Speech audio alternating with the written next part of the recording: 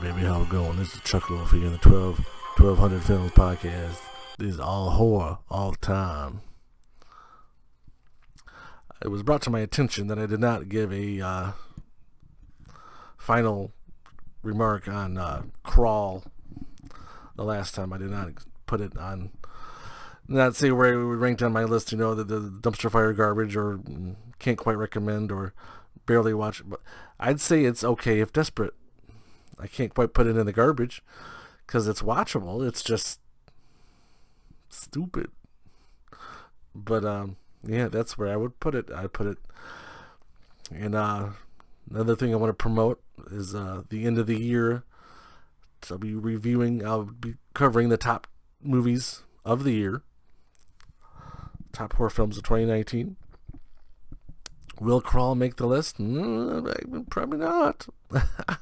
Will it even make an honorable mention? I wouldn't hold my breath. So I got that to look forward to. But we got a lot of films from 2019 to cover on this episode, and I've got a lot of films coming up that I need to watch before the end of the year so I can give an accurate, proper review of the top films of this year. So, but let's get going with what we got. We got from 1974 Horror Express. This was a Christopher Lee, Peter Cushing, and Telly Savalas. If you're old enough to remember Telly Savalas, critic rating of 67%, audience score of 52. This was fun. This was a good movie. So Christopher Lee is the scientist, right? And he catches this, what he catches, but he finds this like frozen corpse of a Bigfoot type thing. So he puts it in a crate, puts it in a train, he's going to go take it back to America. Or wherever. They didn't really say where he was going. But the thing's not quite dead. So eventually it kind of manipulates its way out of the crate, and ends up causing some havoc and some problems. And that's where the fun lies. And then eventually they realize they're in over their head. It's more than just a beast. It's something otherworldly, we'll say. But for 1974, wow, this is pretty surprisingly good. I'm surprised that it has not been remade yet. But it probably will. Then we go all the way 6 years forward to Alligator. Critic rating of 84%, audience score of 47. This was also a lot of fun. It starred the recently deceased Robert Forster. It was nice to see him. He was so young in this. Couldn't have been but 35, maybe 30. But this little girl gets this pet alligator for a present. After she went to go see a giant alligator wrestle some guy, then the alligator won and maimed the guy. But anyway, she bought a little baby alligator as a pet, and the dad comes home and says, "What is this? This has got to go." So he flushes it down the toilet. So of course it goes into the sewers, and umpteen years later, this thing is the size of a van. It's huge, and it has a taste for flesh. Because apparently there's this guy that's deposing, get rid of throwing bodies down there. You know what I mean? Yeah, easy for me to say. But it gets a taste for flesh, so it starts killing people. So people start disappearing, so it makes the news, and so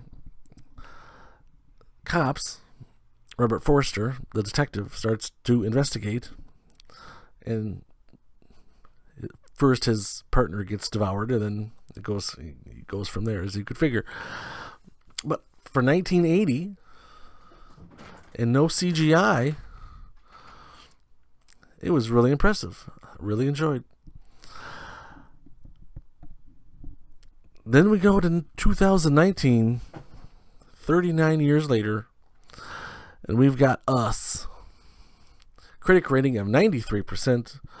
Audience score of 60. This was fun. Also, I enjoyed this. This family's out vacationing, and then this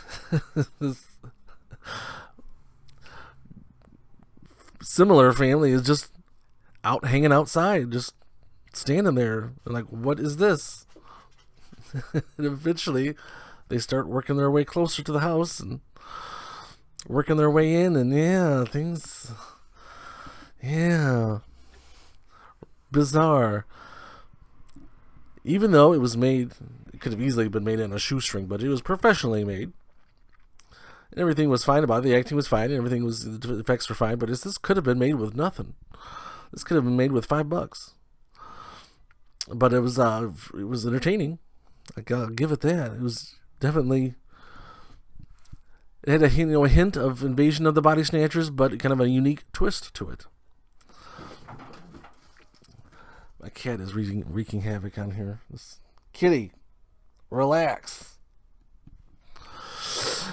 Oh, and I realized I just didn't give any final reviews on any movies I've done so far. Horror Express, put it on the watch list. Alligator, put it on the watch list. Us, put it on the watch list. Okay, now that that's done. 2019 Prodigy. Critic rating of 43%. Audience score of 38. So this super smart kid, well, it starts flipping around a lot in the beginning. It starts showing this serial killer that chops off women's hands, and then he gets gunned down, and then it fast forwards to this super smart kid being born, and he grows up and he's Kitty with a love. And then like, what is the connection here? The killer was murdered, and this boy's just living his life. What? Apparently, the serial killer possesses the boy. Yes. This was better done earlier this year in a movie called A Hole in the Ground, which will definitely be on my top 10 list for 2019 horror films, probably towards the top. But this was okay. The mom figured it out eventually, and what happened was from there it was kind of messy, but yeah, it was okay, not great. What would I give that? Okay if desperate? Yeah, that's what I would put it. 2019 Happy Death Day to You. Critic rating of 69%. Audience score of 59. This movie was too much. The original was fun. This girl keeps reliving this day, trying to figure out how to figure out who killed her, or basically trying to survive. And this one starts off with this other male student reliving the day. Then somehow, because of this thing it built, it jumps back to her for some reason, and she again starts reliving the day again and again and again. It's a little redundant. It's a little overdone. And it tried really hard to make this complex, and it just kind of killed it. Horror films shouldn't be this complex. But that's what it was. So I would say that's not quite recommend. Yeah, sadly. Then we go to 2019 Hulu original film Wounds. Wounds. Wounds. Critic rating of 50%. No audience score. This was just a bizarre film. This bartender, he's bartending, that's what he does. And this fight breaks out, and this buddy of his gets stabbed in the face with this broken bottle, and he just kind of shakes it off and wanders off. He's like, "I'll be fine. Don't worry about it." And then the bartender finds this phone I'm going to completely spoil this film. If you don't want to hear spoilers for this film, this stupid, awful film, fast forward about a minute and 20 seconds, because I'm going to spoil it right here. So then this bartender finds this phone of these kids that were in the bar for maybe 10 minutes. And it's got all these weird things on it, like decapitated heads and stuff. And before you know it, his girlfriend is sitting in a chair watching this video on loop and peeing herself. And then all these cockroaches started showing up. And then he starts to lose his mind.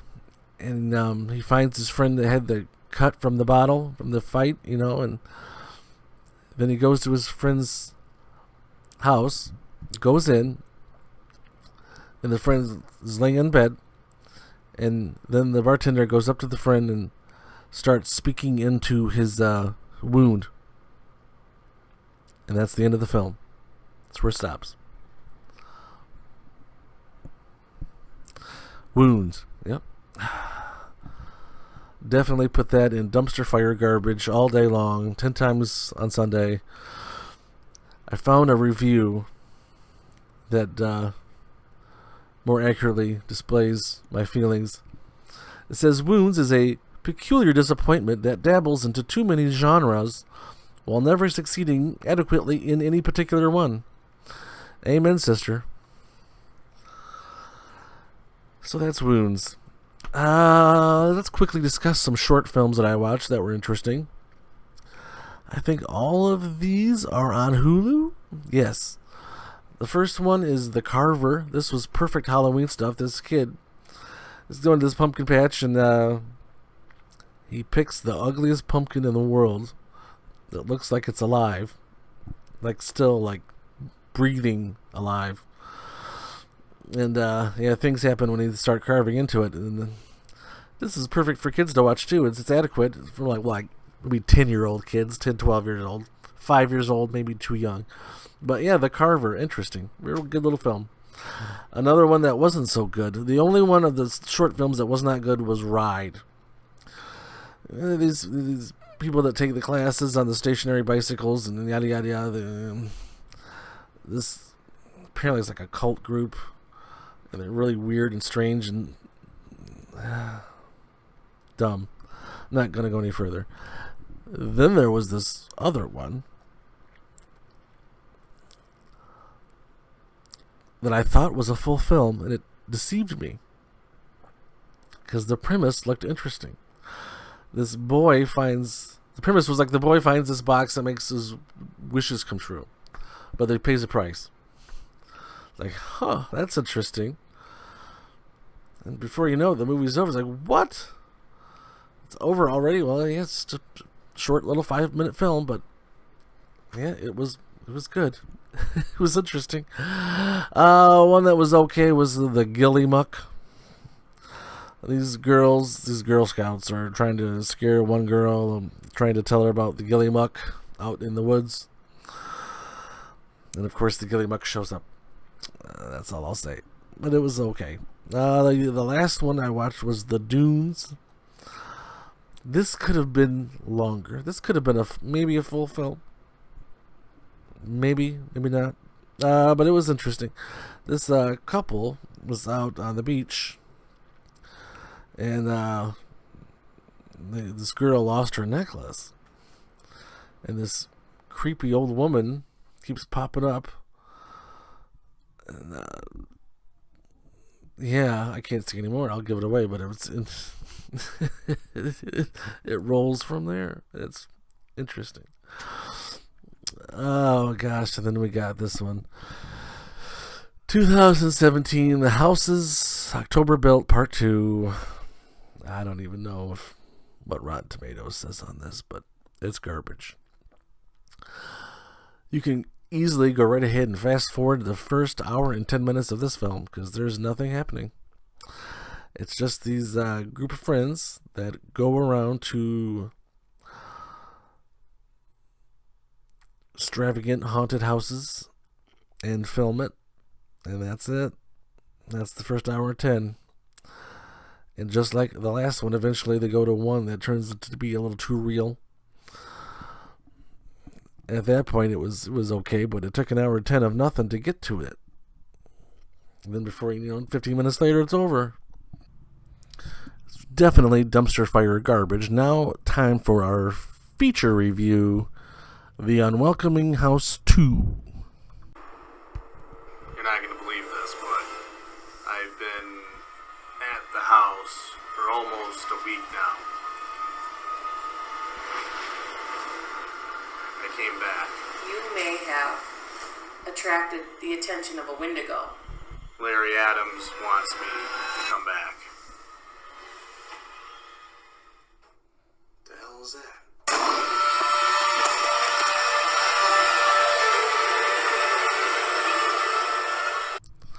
Now, part one I was a big fan of because it was very low budget, but it was very well made, and it most accurately captured what you would get in a ghost hunt. Now, I've never been on a ghost hunt personally, but I have seen every episode of Ghost Hunters, Ghost Adventures, Ghost Lab, Ghost Detectives, Kindred Spirit, Paranormal Lockdown, Ghost Nation, now the new Holzer Files is on. So there's all kinds of ghost hunting shows on, and I've seen them all. And this first film captured that perfectly. It was basically this guy fighting this presence in his house. Now the second one is basically the first one, but kind of amped up a couple notches. Kind of like, Conjuring 2, I guess, maybe. Well, I guess Conjuring 2 was kind of a separate thing, a separate story. This is the same guy back in the same house, but the presence is pretty grittily evil. Is grittily a word? Let me check. No, it's not. But it does a good job of maintaining the uncomfortable mood. And there was a scene that I don't know if it was supposed to be this disturbing, but it was disturbing to me. Where in the middle of the night, the guy's walking through the house, and there's this dude just knocking on the window. That startled me. I guess I'm afraid of a home invasion or being peeped on or something, but that part startled me. But there's a lot going on in this film, a lot of fun things, and then the filmmaker does a good job of creating a good horror, uncomfortable mood atmosphere. If that makes any sense.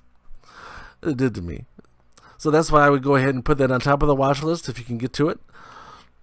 It is on Amazon, I believe, at the moment. I believe it's just Amazon.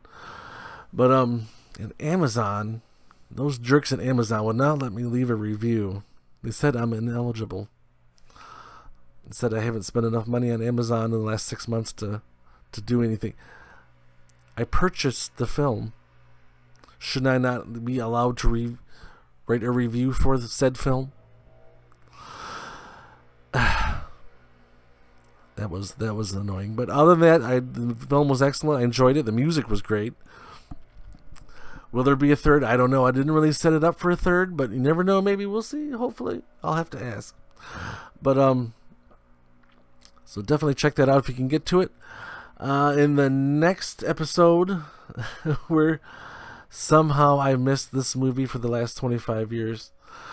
Interview with a Vampire. I've never seen it, so I will be watching that one. Then we got one called Piercing.